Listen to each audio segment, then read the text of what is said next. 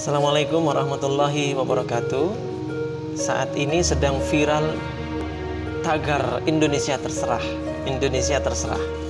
Saya cuma mau komentari saja bahwa munculnya tagar Indonesia Terserah ini karena dalam tanda kutip barangkali keputusasaan dari pemerintah, karena saking sulitnya mengatur warganya, masyarakat Indonesia, agar stay at home, agar supaya di rumah saja, tapi pada ngeyel, pada tetap ke tempat-tempat umum, tempat-tempat publik, tidak social distancing, tidak jaga jarak, tidak menggunakan masker, masih berkerumun, pergi ke pasar, ke mall dan sebagainya.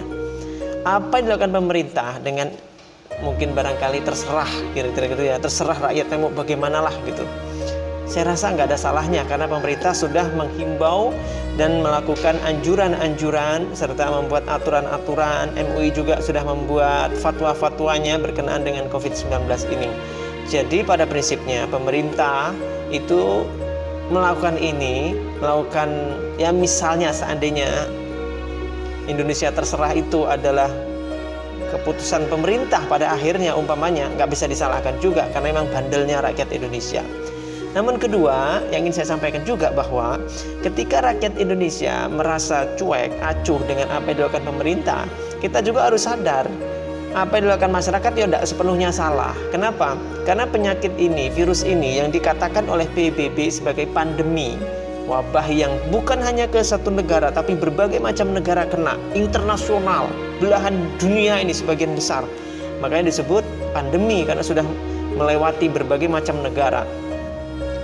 Masyarakat ya paham bahwa yang mengeluarkan statement ini pandemi adalah PBB, dan mungkin rakyat paham PBB itu siapa. PBB itu mayoritas kan Amerika. Amerika itu kan dikuasai oleh Yahudi, dan tahu sendiri PBB itu selama ini diem aja ketika Muslim Rohingya dibantai, ketika Muslim Uighur di Cina disiksa habis-habisan, dibantai begitu.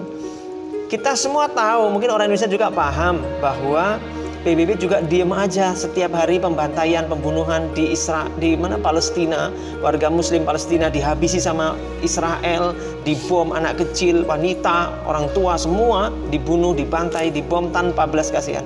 PBB diam aja. Jadi semacam tidak ada kepercayaan dari masyarakat terhadap apa yang disampaikan PBB. PBB mengatakan ini pandemi, PBB kan tukang tipu, gitu kira-kira kata masyarakat. PBB kan isinya orang Israel, Yahudi. Yahudi itu kan penipu. Mari saksikan gambar di bawah ini, gambar berikut ini. Ini adalah gambar uang $1 Amerika. Kita perhatikan ada piramida, di atas piramida ada mata satu. Apa itu kok ada mata satu di uang Amerika, $1 Amerika ini? Mata satu ini tidak lain adalah Dajjal.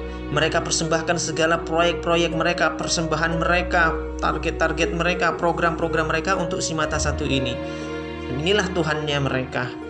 Dan inilah semua kita paham Amerika itu disetir oleh Yahudi. Amerika disetir oleh Yahudi, kita paham itu. Jadi Dajjal itu dari asal katanya aja Dajjalu yang artinya penipu, pembohong. Dan rakyat Indonesia sebenarnya sudah muak juga dibohongi oleh media, oleh TV. Yang namanya media, televisi atau apapun bentuknya, mereka kan yang penting cari rating, penontonnya banyak, yang iklan banyak, duitnya banyak, tajir. Mereka nggak peduli apakah beritanya ini positif atau negatif, mereka nggak peduli. Dan media tidak peduli apakah rakyat ini imbasnya jadi negatif atau positif dengan berita ini, nggak peduli. Pokoknya berita yang bagus, penontonnya banyak, itu yang terus digembar-gemborkan. Mumpung ada kesempatan momen ini, media putarkan terus berita-berita tentang korban sekian-sekian. Yang nyatanya korban yang meninggal itu pun hanya kurang lebih 4% saja.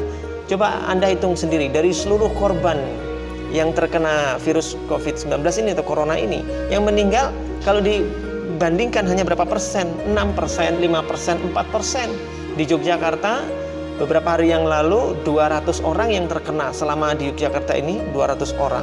Yang meninggal 8 orang. Itu hanya sekitar 4%. Padahal di Indonesia orang mati karena rokok setiap hari 600 orang. Kita diem saja. Di Indonesia setiap hari orang mati karena TBC 300 orang. Ini berdasarkan data statistik kesehatan. Jadi rakyat itu sepertinya kayak dibohongin gitu loh. Padahal menurut ahli virus dan para dokter, mereka mengatakan bahwa virus ini sifatnya adalah self-limited disease. Orang kalau kena virus corona, sembuh sendiri, sehat sendiri. Kecuali bagi orang yang usianya di atas 60 tahun, atau orang yang punya penyakit berat, penyakit bawaan, itu cenderung dia akan kesehatannya menurun, dan itu berbahaya untuk mereka. Dan perlu diketahui juga, tanggal 25 April kemarin, Parlemen Italia merupakan satu negara di Eropa yang korbannya paling banyak, puluhan ribu itu, digugat oleh salah seorang senator di Italia. Karena apa? Ternyata berita yang meninggal ribuan-ribuan itu semua hoax, semua itu bohong, tidak benar, tidak sesuai fakta beritanya itu. Bahwa yang meninggal itu 90 kurang lebih, ya, dari yang kena itu 96% kurang lebih, atau 93% itu sembuh. Hanya kurang lebih 6% atau 7% yang meninggal. Itu pun dari 7% atau 6% yang meninggal di Italia, 60% meninggal karena penyakit bawaan lain yang berat. Memang orang itu sudah punya penyakit berat. Jadi 60%, hanya 40% yang murni karena virus corona. Menurut laporan yang kita semua lihat, ya, di percakapan yang kita lihat, videonya sangat viral di Parlemen Italia. Jadi pada prinsipnya sebenarnya virus ini tidak lebih berbahaya dibandingkan SARS, ya maaf, MERS, SARS dan sebagainya. Itu lebih berbahaya daripada virus corona ini. Dan insya Allah ini virus yang sembuh sendiri. Orang kalau sehat-sehat insya Allah sembuh sendiri dengan virus ini. Ya, jadi jangan mudah. Kalau rakyat Indonesia intinya gini, kenapa pada terserah, pada cuek? Karena sudah capek dibohongin TV, udah capek dibohongin media yang membawa berita itu kebanyakan orang-orang yang gampang latah, ya, gampang latahan. Kita tahu Indonesia itu gampang latah. Satu kampung ikut lockdown, yang lain ikut-ikutan lockdown, latah. Ini salah satu main TikTok begini kok ya lucu, yang lain ikut main TikTok. Di satu daerah lagi rame, om tolelot om, semua ikut om tolelot om tolelot om, ya, telolet om gitu ya, di pinggir jalan-jalan itu. Latah, budaya latah nih, budaya Indonesia yang menurut saya ini ya menjadi apa ya, budaya kita, ya, latah. Maka jangan ikut-ikut latah.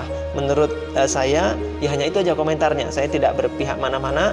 Saya hanya ingin memahami bahwa pemerintah kalau terserah itu ya karena pemerintah udah mungkin capek memberi himbauan kepada rakyat, dan rakyat juga rasanya juga capek dengan pembohongan-pembohongan ini, media-media ini yang semuanya itu bahkan kita lihat faktanya sebenarnya tidak ada apa-apa gitu ya. Tapi kan itu perawat-perawat di rumah sakit banyak yang mati. Itu kan mati karena kecapean. Orang kerja siang malam, Anda sakit sedikit lapor, rakyat tuh sakit flu dikit lapor, dan akhirnya dituduh kena virus corona. Akhirnya yang pasiennya membludak, perawatnya segitu-gitu aja. Jadinya capek mereka kerja, capek, ngedrop, meninggal. Apalagi ditambah imunnya lagi lemah, ya, lagi kondisi stres, capek, sudah kena ketularan virus corona, tambah mereka kolaps. Loh, kemarin petugas KPPS pemilu tuh 600 orang di Indonesia juga meninggal karena apa? Konon karena kecapean. Jadi kerja siang malam itu bikin capek, badan jadi lemes, gak kuat, habis energinya, bisa meninggal. Ya, kita harus pahami ini semua dan semoga ini semua segera berlalu.